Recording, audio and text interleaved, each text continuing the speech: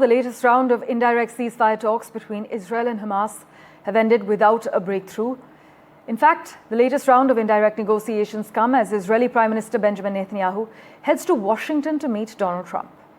Netanyahu says he thinks his meeting with the US President, which is scheduled for Monday as in today, should help progress efforts to reach a deal for the release of more hostages and also a ceasefire in Gaza.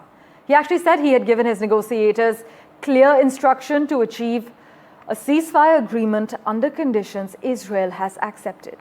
Here's what the US President had to say.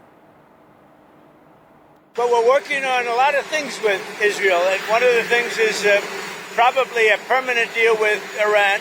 In other words, they have to give up all of the things that you know so well. The attack turned out, according to every single atomic energy commission, that was a complete and total obliteration.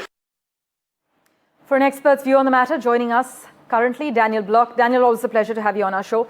How crucial would you say this upcoming Netanyahu-Trump meeting in Washington is? I think it's going to be very important, both to Netanyahu and to Trump. And one of them is going to wind up being disappointed because the two of them, I think, in many ways have oppositional goals, even though they don't see it that way. Netanyahu wants to stay in power. I think that's one of his primary goals. This is for a domestic audience in many ways. He wants to make sure that he can win the next election, which is not going to be all that far away. And he wants to keep his coalition together so he can postpone the election for as long as possible.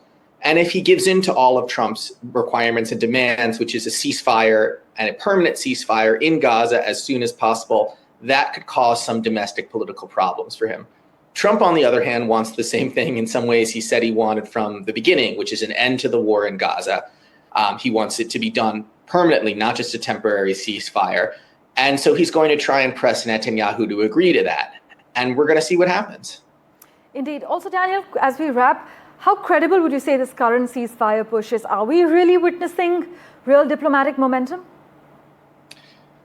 I'm going to be hesitant to say we're witnessing real diplomatic momentum to end the war in Gaza until I see the war in Gaza actually end. Because the truth is we've been down this road before, as I'm sure you know. We've had ceasefire deals that had pathways to becoming permanent ceasefire deals, and they've collapsed. Yes. The war has started again. Israel has resumed bombing Gaza. And a lot of this, again, has to do with the domestic political dynamics within Israel itself. Now, there's, I think, a sense in Washington that maybe this time is a little bit more serious than it was before, that Trump is more determined to get a permanent ceasefire. And you do see within Israel a desire to end the war among the domestic population. There has gone up, I think, to a pretty significant extent from early on. And so there's more of a chance now than there was before to have an actual ceasefire that stops the fighting.